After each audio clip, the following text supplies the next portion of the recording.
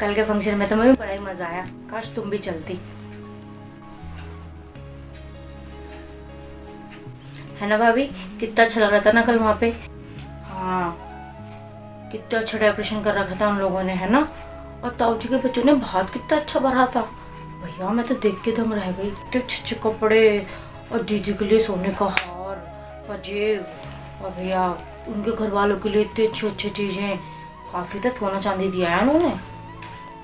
खूब तारीफ हो रही होगी उनकी वहाँ पे, उनके ससुराल में। हाँ, बहुत अच्छी चीज़ें रखी थी। काश मेरे टाइम पे भी इतना अच्छा भात आए, सच में कितनी तारीफ हो रही होगी उनकी वहाँ पे। अरे दीदी, सब भाई भाभी ना अपनी बहन को अच्छे से अच्छा देने की कोशिश करते हैं। आप अपना नंबर तो आन दो, हम भी आपको ऐसी ऐसी चीज़ ला के देंगे। रहने दो भाभी, भाई देंगे। घर का सारा खर्चा तो मम्मी पापा उठाते हैं, भाई देंगे भात। उनसे अपना खर्चा हो जाए ना, वही बहुत है। ऐसी बात नहीं है निशा, जब तक हम जिंदा हैं हम कर रहे हैं, हमारे बात तो तेरे भाई भाभी ही करेंगे ना तुम्हारा। हाँ हाँ मम्मी, तुम तो हमेशा भाई और भाभी की तरफदारी लेती हो।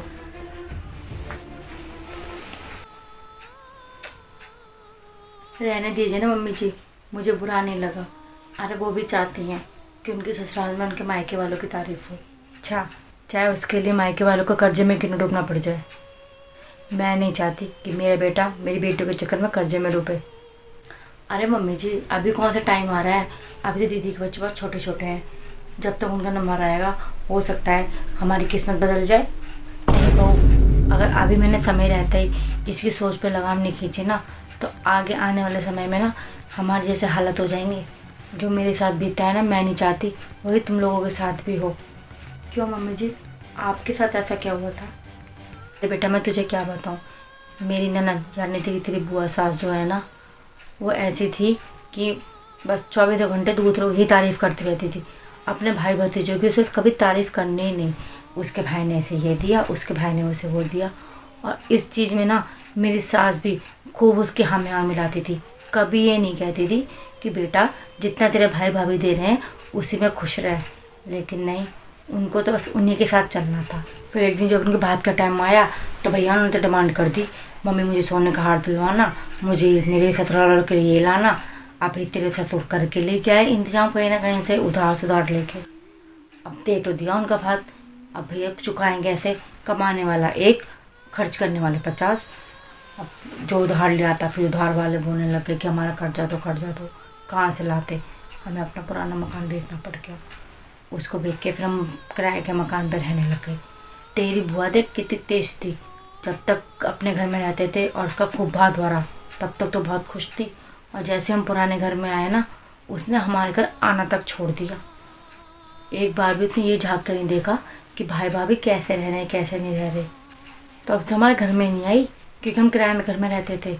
इतनी शर्म आती थी उसको कि कल को उसके ससुराल ये ना कहने लग जाएं कि इसके भाई भतीजे किराए के कमरे में रहते हैं। बताओ, ये हालत कर दी तेरी बुआ ने, हैं। और फिर जैसे तैसे मेरा ये लड़का बड़ा हुआ, तब ये ड्यूटी पे लगा, तब इस थोड़े हमारे हालात सुधरे, तब जाके हमने ये घर लिया है।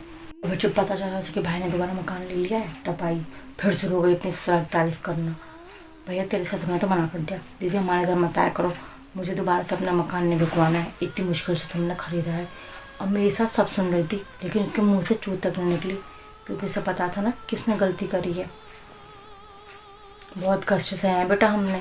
मैं नहीं चाहती कि मेरी बेटी की सोच भी ऐसे बने। सॉरी मम्मी, मुझे नहीं पता था कि आप लोगों के साथ इतना कुछ बीता है, और इसी वजह से बुआ घर पे नहीं आती। सॉरी भाभी, मैं आज के बाद आप लोगों से ऐसी उम्मीद नहीं करूँगी। अरे मुझे मेरा घर चाहिए, मुझे अपना मायका चाहिए, अपने भाई भाभी का प्यार चाहिए। ये सोना चांदी मुझे नहीं चाहिए जिस वजह से मेरा मायका बिक जाए। प्लीज़ भाभी, मुझे माफ़ कर दो, मैंने आपको इतना उल्टा सीधा बोल दिया। अरे दीदी, माफ़ी मांगने की कोई ज़रूरत नहीं है, ये आपका घर है, आप यहाँ जब मर्जी आ सकती हैं। यहाँ आप आने से आपको कोई नहीं रोक सकता। रही बात लेने देने की, तो आप बिल्कुल निश्चिंत हो जाइए, आपके ससुराल में आपकी तारीफ़ ही होगी, कोई आपकी बुराई नहीं कर सकता। मम्मी, आप भी मुझे माफ़ कर दो। अच्छा है बेटा, तुझे वक्त रहते ही सारी बात समझ में आ गई। अरे बेटा, माँ बाप के बाद ना मायका भाई भाभी सही होता है। बस मैं तो भगवान से यही प्रार्थना करती हूँ कि तुम दोनों नंद भाइयों का प्यार बना रहे।